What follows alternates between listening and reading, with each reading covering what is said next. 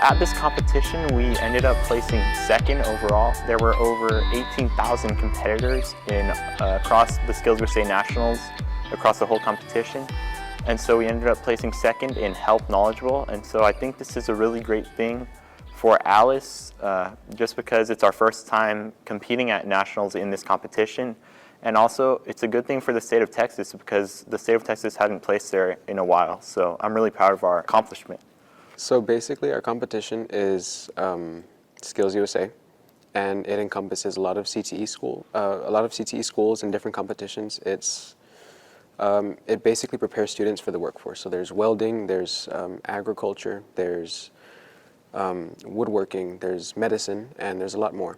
But ours was Health Knowledgeable. So we competed in Health Knowledgeable, and it was kind of it was a question. You could call it a Jeopardy style type of competition. For 6 hours we were in our room and we had a lunch break, but from 9 a.m. to 3 p.m. we were answering questions. There was 2 rounds and we found out how we did at the halfway point. So we were doing pretty good and that excited us.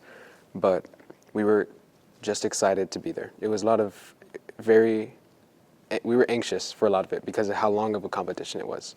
But there were a lot of students there. There was 18,000 competitors throughout all of the different skills and CTE courses and stuff, but I think we did pretty good. One of the questions that I remember was a pharmacy question. It asked, it gave the background information about a drug named Coumadin, and that's the brand name of a specific pharmaceutical, and it asked for the generic name. So kind of like how Advil has acetaminophen.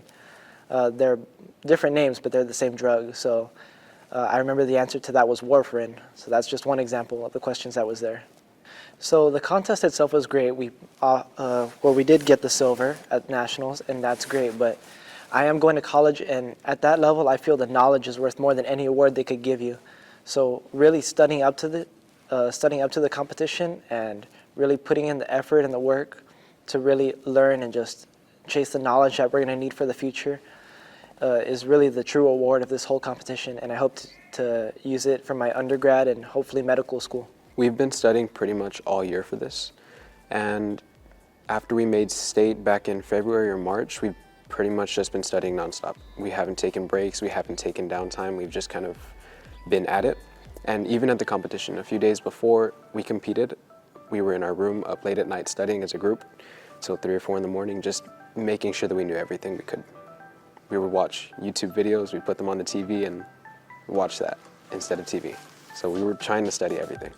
So this, I'd say, it's a very achievable thing. Yes, it takes work, but we have a team, we have 4 people. So what we did is we each spread out different topics that we wanted to cover. And I've really been studying just the whole way along, just consistently. And that's really what I think benefited me. I didn't really need to cram or anything. Yes, we were studying the night before, but I'd say a lot of the knowledge was stuff that I had already acquired in my previous, months and the year of study before, rather than needing to just cram it all before the competition. We'd like to thank Ms. Perla Aguilar, our advisor, for really allowing us to take advantage of this opportunity and put Alice on the map at the national level. We'd also like to thank the school board and all administration at Alice High School, especially Dr. Cabala, Dr. Cantu, Dr. Anicia Trevino, and Ms. De La Rosa for coming on this trip with us and really allowing us to ignite our potential.